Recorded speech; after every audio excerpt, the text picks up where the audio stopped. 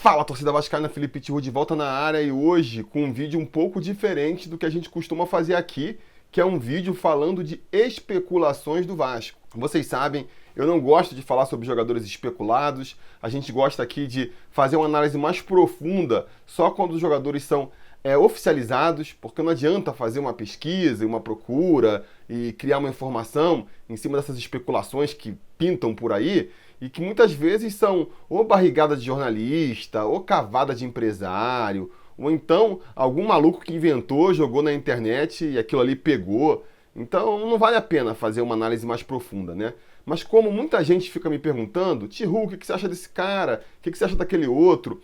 Eu resolvi pegar aqui a lista de todo mundo que está sendo especulado. Eu fiz a pergunta lá na aba comunidade, né? Quem aí que foi especulado nos últimos dias? Aí vocês listaram um bando de nomes aí e eu vou analisar eles aqui agora. Analisar de forma rápida, assim, né? Papum, um comentário superficial aí, só para vocês terem mais ou menos uma ideia aí de como eu tô vendo essas especulações em torno do Vasco. Então, bora lá. Eu separei aqui a lista das especulações por posição. Vamos começar com os goleiros. Vamos começar com o Vanderlei, goleiro que está na reserva do Santos aí e andou sendo especulado no Vasco. Eu acho que em condições ideais seria um excelente reforço, porque o Vanderlei realmente é um belo goleiro, é melhor do que o Fernando Miguel, que é o goleiro que a gente tem hoje, né, titular. Agora, pelas circunstâncias em que o Vasco está, eu não contrataria, porque é um jogador mais velho, é um jogador que vai ser caro para trazer, porque tem contrato com o Santos não vai liberar de graça, caro para manter, porque o salário dele também não vai ser baixo, e viria para uma posição onde eu acho que o Vasco não está muito carente, não é a posição mais carente do Vasco, vamos dizer assim, né? Não acho que seja ali mudando o goleiro, colocando um goleiro um nível acima, que vai fazer o Vasco mudar de patamar também. Fora que tem um monte de goleiro na base aí do Vasco que dizem ser promissores, né? Alexander, Lucão, Raul, Jordi voltando agora, e que em algum momento eles têm que ser testados, né? Então, assim, se você já tem o Fernando Miguel, não vai liberar o Fernando Miguel, vai contratar um Vanderlei, vai estar tirando espaço dessa molecada aí, que pode ser uma solução mais barata e financeiramente mais compensadora também no futuro se o Vasco conseguir vender o jogador. Se a gente não tivesse que analisar todos esses aspectos, eu gostaria da contratação do Vanderlei. Mas, considerando tudo isso, eu não contrataria o Vanderlei. Fernando Praz. Esse aí, eu teria que ter uma situação ainda mais ideal que a do Vanderlei para eu aprovar a contratação do Fernando Praz, porque já é um goleiro velho, né? 41 anos, ficou na reserva do Palmeiras aí esse ano inteiro, então a gente não sabe em que condições técnicas ele ainda está. A gente sabe que depois de uma certa idade, cada mês faz diferença. E não sei, viria para ser reserva? Viria para ser titular? Qual o salário que ele aceitaria? Aceitaria uma redução drástica do seu salário? Não sei, né? Enfim, até pela questão da base também, não me parece uma contratação muito inteligente. Tem uma história com o Vasco, né? Marcou época no Vasco, e é por conta disso que eu consideraria ali contratar ele no mundo ideal, porque eu acho bacana essa coisa do Vasco repatriar jogadores que fizeram história no clube. Principalmente os que vieram da base, né? Mas jogadores que passaram por um grande período no Vasco, que ganharam títulos com o Vasco. Eu acho bacana a ideia deles voltarem também para encerrar a carreira no Vasco. Então, se o Vasco tivesse uma situação melhor, com mais dinheiro, mais estruturado, seria uma contratação que eu veria com bons olhos. Mas diante da confusão que a gente está, cheio de problema, tendo que pagar salário e um bando de problemas mais práticos para resolver, não dá. Não dá para contratar Fernando Praz. Eu também não aprovaria essa contratação. Passando então para a linha defensiva, vamos falar de laterais. Eu vou falar em conjunto aqui, porque eu acho que dá até para englobar os laterais que estão sendo aí especulados em duas categorias. A gente tem o Sander, do Sport, né, se eu não me engano. A gente tem o Dodô, a gente tem o Douglas Santos e a gente tem o Moisés. Eu acho que dá para dividir essas especulações em duas categorias, quase seguindo, fazendo uma adaptação daquele fluxograma que o João Almirante consagrou. Que é o seguinte, eu acho que tem dois jogadores aí nessa lista que são realmente talentosos, trariam um aumento de qualidade técnica para o Vasco, mas que vão ser muito caros e na prática é difícil de você imaginar o Vasco contratando, né? Estou falando aqui tanto do Dodô quanto do Douglas Santos, são jogadores ali de 27, 25 anos, estão no auge da carreira, estão valorizados nos seus passes, por mais que os clubes possam estar querendo se livrar deles, eles não vão querer dar de graça. Tem muita gente achando que o Cruzeiro, porque foi rebaixado, vai querer se livrar dos seus jogadores de graça. Não vai querer. E o jogador que ganha alto, ele também não vai aceitar qualquer proposta que aparecer, sabe? Ele tem mercado, Então são dois jogadores que eu até gostaria de ver no Vasco em outras situações, né? Mas diante da realidade do Vasco hoje, que tem que pregar austeridade, tem que fazer um investimento mais modesto e tem que também pensar em faturar com as suas contratações no futuro, sem falar que você tem que convencer esses caras a virem para o Vasco, porque eles devem ter um monte de proposta na mesa deles. Então, por conta disso, eu acho muito difícil deles aparecerem no Vasco também. Os outros dois, o Sander e o Moisés, aí já é o contrário. Eu acho que se o Vasco quiser, fizer uma força, consegue trazer eles para o Vasco, mas eu, sinceramente, não vejo um grande ganho técnico do Vasco contratando esses caras, não. Tem mais cara de ser mais um daqueles jogadores que vem para disputar posição, acaba não conseguindo, fica na reserva, onerando a folha aí. Para trazer esses caras, dá chance para a molecada da base que está querendo subir aí, Alexandre Melo, Riquelme, Natan. Vamos dar chance para esse pessoal. Tem o Ramon que está voltando agora de contusão também, vamos ver como que ele vai ficar. Para apostar nesses caras aí, prefiro apostar em quem já está em São Januário. E tem também o Fábio Coentrão, né? Levantaram aí, não foi especulado, mas tem muito torcedor falando que o Vasco poderia trazer o Fábio Coentrão, porque é português, então já existe uma ligação natural entre a nacionalidade dele e o Vasco. Está sem clube agora, o que facilitaria. Mas eu também não vejo com bons olhos isso, não na situação atual do Vasco. Porque o Fábio Coentrão, por mais que ele esteja sem time, ele está habituado à realidade financeira da Europa. Qual o salário que ele ganhava aí no seu último clube? Com certeza não era um salário baixo. E nunca jogou no Brasil. Vai com 31 anos chegar no Brasil, precisa de uma adaptação. Vai ficar bancando o salário alto dele enquanto ele se adapta? Vai trazer Fábio Coentrão para ficar jogando em Conselheiro Galvão, em Moça Bonita, na Rua Bariri? Eu não traria. Acho que é o tipo de investimento que o Vasco não pode fazer hoje. Na zaga, tem muito torcedor pedindo a volta do Dedé, seguindo a mesma linha ali do Dodô, né? Essa ideia de que o Cruzeiro vai se desfazer dos seus jogadores. Mas aí eu repito o que eu falei anteriormente, né? Não é porque o Cruzeiro quer se desfazer que ele vai cobrar barato de quem quiser levar o jogador. E o salário do jogador também não vai baixar porque o Cruzeiro foi rebaixado. E nesse caso especificamente, a gente ainda está falando de uma posição onde o Vasco, mal ou bem, está bem servido, né? Acho que um dos setores onde o Vasco está melhor servido é na zaga. Claro, se o Dedé voltasse, teria um acréscimo de qualidade no setor, é inegável. A nossa defesa ia ficar ainda mais forte, mas insisto, né? Insisto, não está na realidade do Vasco hoje em dia. Não está na realidade do Vasco. O Luiz Otávio do Ceará, que muitos têm especulado, faria mais sentido. É um jogador que me parece mais acessível para o Vasco. Mas também não é um nome que me anima não, porque tem 31 anos já, está começando a se destacar no futebol agora. Sei lá, me parece que seria um investimento arriscado ainda. Não dá para ter certeza que ele renderia no Vasco o que rendeu no Ceará. E não dá também para considerar o aspecto financeiro que a gente sempre vem falando aqui, de ser um jogador que vai valorizar no Vasco e a gente vai poder vender depois, porque já está com 31 anos, já está chegando na fase final da carreira dele lá. Então também não contrataria o Luiz Otávio. Avançando um pouco mais aí no time, fala-se em Léo Senna, do Goiás. Parece que o Vasco tem interesse nesse volante aí de 23 anos. Eu confesso que eu não conheço muito bem o Léo Senna para fazer uma avaliação mais precisa, mas vi muito vascaíno elogiando, vi muito vascaíno empolgado com o jogador. É um jogador jovem ainda, de 23 anos, então me parece até uma aposta interessante. Tão interessante que eu acho difícil de se concretizar, porque o Goiás é um time que tem dificultado ali na hora de ceder seus jogadores. Ele está fazendo o que eu justamente proponho que o Vasco faça, né? Pescar talentos ali nas divisões inferiores do Campeonato Brasileiro, mostrá-los para o mercado do futebol e a partir daí eles vão querer lucrar pesado em cima. Então a gente já está vendo eles cobrando bem caro com o Michael, cobrando bem caro com o Tadeu aí, com quem está interessado. Por que vai ser diferente com o Léo Senna? Só se o Léo Senna não for esse jogador todo e eles não estejam vendo esse potencial de mercado que alguns torcedores do Vasco aí estejam vendo.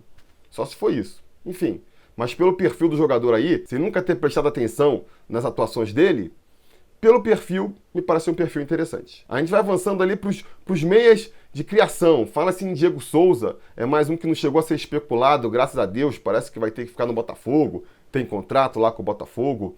Ainda bem, porque é furada. Não sei porque ainda tem vascaíno achando que Diego Souza, depois dessa temporada aí, onde ele se arrastou no Botafogo, ainda tem espaço para jogar no Vasco, sabe? É mais um jogador que eu coloco ali na categoria do Fernando Praz. Se o Vasco tivesse com uma estrutura melhor e ele quisesse vir para se aposentar no Vasco, então aceita reduzir o salário, aceita jogar na reserva, para entrar eventualmente e terminar a carreira no Vasco, onde ele conquistou lá o título da Copa do Brasil, beleza, poderia até acontecer. Mas a gente sabe que a verdade não é essa, que se ele vier ele vai querer ser titular, vai querer ganhar salário alto, o Vasco não tem condições de fazer isso, então furada. Thiago Neves para mim é pior do que o Diego Souza ainda, porque nem essa identificação com o Vasco existe. É um jogador talentoso? É, mas é um jogador também muito pouco comprometido, é um jogador indisciplinado e que num clube mal estruturado e que atrasa salário, que nem o Vasco, eu acho que tem tudo para dar errado. Primeiro dia em que atrasar um salário, ele já vai começar a jogar de corpo mole, pode influenciar também os seus companheiros de elenco, o Vasco deve jogar com um time jovem e que são mais influenciáveis, então furadaça. Esqueçam o Thiago Neves. Mateuzinho, do América Mineiro, 21 anos, já me parece aí uma proposta mais interessante. Até porque o Vasco ofereceria, em troca do Mateuzinho, um bando de jogador da base que já não vão ser aproveitados em São Januário de qualquer jeito, né? Fala-se em João Pedro, goleiro, Cláudio Vinck, Caio Monteiro, uma galera que já não seria aproveitada pelo Vasco mesmo. A gente, ao invés de dispensar eles, ou emprestar eles de novo para qualquer time que apareça aí, emprestaria um pacotão para o América Mineiro em troca de um jovem talento aí. Me parece uma proposta que não tem ponto negativo, né? Até por ser uma proposta tão boa, eu fico desconfiado. Por mais que faça sentido, porque para o América Mineiro é bom também, né? Ele já vai ter que abrir mão do jogador mesmo, é um jogador que está valorizado, vai acabar saindo do clube, então eles trocam ali, né? Emprestam um jogador para se valorizar no Vasco e em troca recebem um pacote que não serve para o Vasco, mas que para o América Mineiro pode dar uma boa estruturada no time. Parece uma proposta interessante, mas já sou um vascaíno ressabiado, quando a esmola é demais eu fico até desconfiado. Mas vou ficar torcendo para que vingue. Essa especulação aí. Seguindo aqui, falando de atacante, mais meio atacante, fala-se muito no Michael do Goiás. Galera, o Brasil inteiro, o mundo inteiro está de olho no Michael. O Goiás não vai liberar o Michael barato, então desistam. O Michael não é possibilidade. Alex Teixeira também, que é outro nome que a torcida fica falando, não tem possibilidade de vir agora. Tem contrato com o clube chinês, está ganhando uma bala lá na China. Só quando acabar o contrato, se ele estiver disposto a abrir mão de uma bela grana, é que ele pode voltar para o Vasco. E isso a gente está falando aí de 2021, 2022, então não é para agora. Tem o Everaldo, da Chapecoense também, um jogador de 28 anos, né? Já é mais velho, só foi despontar para o futebol agora. Isso me deixa um pouco ressabiado, se ele não teve ali um desempenho fora da curva esse ano. Mas, de qualquer maneira, ele se enquadra muito na categoria do Michael também. Foi um dos destaques individuais do Campeonato Brasileiro. Tá todo mundo de olho em cima dele agora. Talvez porque seja da Chapecoense, você imagina que a Chapecoense vai liberar barato, que ele não ganhe muito. Mas ele está emprestado na Chapecoense, na verdade. Ele está vinculado a um clube mexicano, que vai cobrar caro. E com muitos times interessados, que eu já vi uns 3, 4 clubes interessados no Everaldo, vai ser um leilão que eu também acho que o Vasco não tem como disputar agora. Tem também o Andy Polar, que é um jogador peruano novo aí, de 22 anos, se eu não me engano, que surgiu nos últimos dias aí, que o Vasco estaria interessado nesse jogador aí de um time obscuro do Peru, binacional. O nome do time é Binacional. Binacional, para mim, é a hidrelétrica lá de Foz do Iguaçu, né? Mas, enfim, é um jogador que para mim é uma completa incógnita, porque junta duas características difíceis da gente avaliar, né? É um jogador muito novo, então a gente não sabe exatamente o potencial dele ainda, e ainda joga escondido lá no Peru. Então, quer dizer, juntas as duas coisas, vira uma verdadeira caixinha surpresa, né? Pode vir um novo Conca aí, como pode vir um novo Montoya. Quem é que vai saber? Tem que confiar nos olheiros aí, em quem indicou esse jogador pro Vasco, e torcer que eles tenham um olho clínico aí e que esse tal de Polar realmente jogue bola. O perfil, repito, é o perfil que eu acho que o Vasco tem que procurar. Jogador novo, de um mercado menos visado do futebol. O perfil é esse aí mesmo. Mas se não for um jogador que joga bola, não adianta nada, né? E eu não tenho condições de avaliar aqui o futebol desse Andy Polar. O nome é bacana, o nome eu gostei, Andy Polar. Vamos para a reta final então aqui, falar dos centroavantes que foram especulados. Teve Ricardo Oliveira. Pô, Ricardo Oliveira, galera, se fosse há 5 anos atrás, ainda estava valendo. Hoje em dia, já não estava rendendo no Galo, que terminou atrás da gente na tabela de classificação.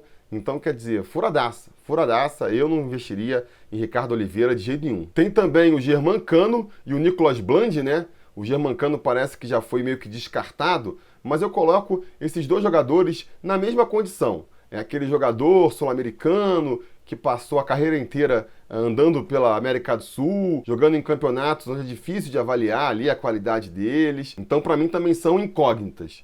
Eu acho que o jogador sul-americano, ele vem com muita expectativa para o Brasil, porque como a torcida não conhece, não tem implicância, aí naturalmente se deixa levar pelo otimismo de que vai ser um jogador que vai funcionar. A gente já viu isso recentemente aí com o Cáceres, com o De Sábato, com o Andrés Rios, que na prática a realidade é outra, né? Então, assim, se vier, vou ficar torcendo para dar certo, óbvio, mas as últimas contratações do Vasco nesse sentido já me deixaram meio ressabiados, com o pé atrás também. Vou querer ver antes de poder fazer ali um julgamento mais abalizado. Depois tem o Allan Kardec, que muita gente fala. O Allan Kardec parece que está numa posição quântica, né? Que ele está ao mesmo tempo com contrato com o time chinês e está livre no mercado. Eu tô falando assim porque, metade das fontes em que eu leio diz que ele tem contrato com o time chinês por mais um ano, então tá descartado, não tem possibilidade. Na outra metade das fontes diz que ele não renovou com o clube chinês, tá no mercado, então seria uma possibilidade.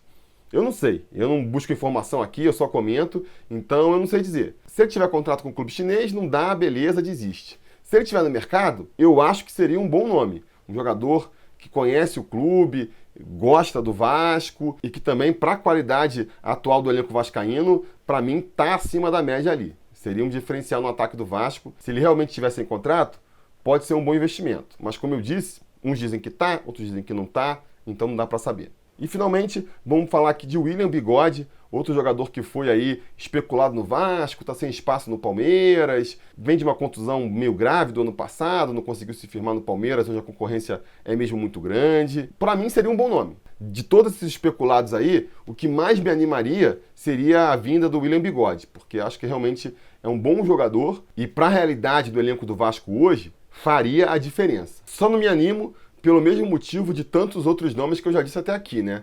Acho que é um jogador caro, eu acho que é um jogador que tem muito mercado ainda e que por conta disso seria muito difícil dele aceitar uma proposta do Vasco. Mas não custa nada tentar lá, né? O Vasco apresentar aí sua proposta para o William Bigode e ficar torcendo. Se ele viesse, eu acho que seria uma boa contratação, poderia ser o ídolo e a referência no ataque do Vasco aí, e eu gostaria. Acho difícil de acontecer, não fico me empolgando com a possibilidade, mas seria legal. Beleza, galera? Então a gente encerra aí todos os especulados que rolaram nas últimas semanas. Se depois que eu gravei esse vídeo aqui surgirem outros, deixem o nome aí nos comentários. Digam se gostaram desse formato de vídeo, se vale a pena pensar numa parte 2 desses especulados no Vasco. E no mais, fazer aquele pedido de sempre, né? Curtir o vídeo, assinar o canal caso você ainda não tenha assinado, ligar o sininho de notificações para ser avisado sempre que tiver vídeo novo aqui no canal e ficar ligado, porque antes do que você pensa, a gente já volta aqui para falar mais do nosso Vascão.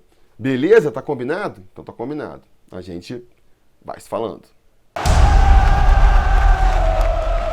A realização desse vídeo só foi possível graças ao apoio inestimável dos conselheiros do Sobre Vasco. Ajude você também ao Sobre Vasco continuar no ar, se tornando um apoiador em apoia.se/Sobre Vasco ou sendo um membro do canal aqui no YouTube.